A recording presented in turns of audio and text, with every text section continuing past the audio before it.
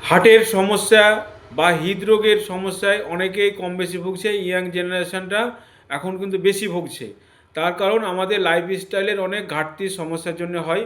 তো এই সমস্যা থেকে অনেক রিলিফ পাওয়া যাবে বা অনেক সুস্থ হবেন বা দীর্ঘদিন ধরে হার্টের ওষুধ খাওয়ার প্রয়োজন হবে না। এইগুলো যদি আপনি মেনে চলতে পারেন বা এই জড়িবুটিগুলো আপনি যদি বাড়িতে ব্যবহার করেন, কেনার প্রয়োজনের চাইতে আপনি নিজে তৈরি করতে পারলে খুব অল্প খরচে এবং নিজে স্যাটিসফাইড হবেন যে আমি এই ওষুধ খাচ্ছি, এতদিনে সুস্থ হলাম। হার্টের জন্য সবচেয়ে উপাদান হচ্ছে অর্জুন গাছের। এই অর্জুন গাছ কিভাবে খাবেন, কোন উপাদানগুলো প্রয়োজন আছে সেগুলো আমরা জানব। অর্জুন গাছে ক্যালসিয়াম, ম্যাগনেসিয়াম, জিঙ্ক, কপার এবং এটি অ্যান্টিঅক্সিডেন্টে ভরপুর। এই অ্যান্টিঅক্সিডেন্ট আমাদের হার্টকে মজবুত করে, খারাপ কোলেস্ট্রলকে কমায়। তাছাড়া আপনারা শুনে থাকবেন তিসি বা মসিনা, যাকে ইংরেজি ভাষায় ফ্ল্যাক্সিড বলা যায়। এটা একটি দানা শস্য। এর তেল অনেকেই খেয়েছেন বা এখনও খাচ্ছেন। এই থেকে কিন্তু ক্যাপসুল তৈরি করে। সেই ক্যাপসুলগুলো না খেয়ে তিসি মসিন যেগুলো আছে আপনার বাড়িতে, এগুলো পিসাই করে তেল বার করে 1 চামচ করে যদি খেতে পারেন আপনি, ইনশাল্লাহ যাদের খারাপ কোলেস্ট্রল আছে 1 মাস পরে আপনি আবার ব্লাড টেস্ট করুন, দেখবেন কোলেস্ট্রল অনেক কমে গেছে। এই দানা শস্যতে আপনার ওমেগা 3 ফ্যাটি অ্যাসিড, আপনার এই ফ্ল্যাক্সিডে রয়েছে ওমেগা 3 ফ্যাটি অ্যাসিড।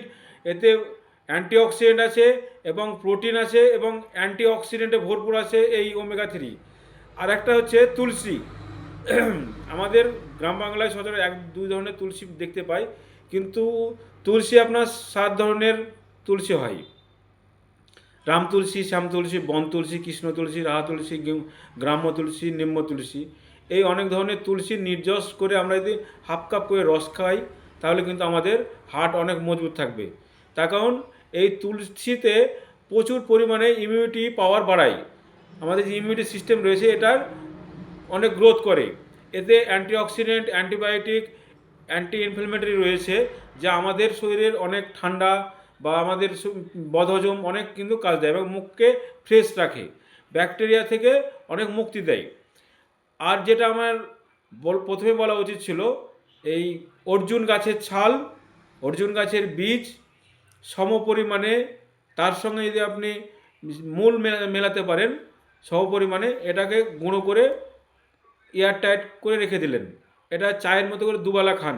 1 মাস পরে দেখবেন আবার মাপবেন কোলেস্ট্রল, আপনার কোলেস্ট্রল দেখবেন অনেকটা নিচে নেমে চলে আসছে। এরকম 2-3 মাস পরার পরে দেখবেন আস্তে আস্তে আপনার ওষুধ বন্ধ হয়ে গেছে। এমনকি যারা ব্লাড প্রেশারের জন্য ভুগছেন তাদেরও কিন্তু এই অর্জুন গাছের ছাল দুর্দান্ত কাজ দেয়, হার্টকে প্রচুর মজবুত করে।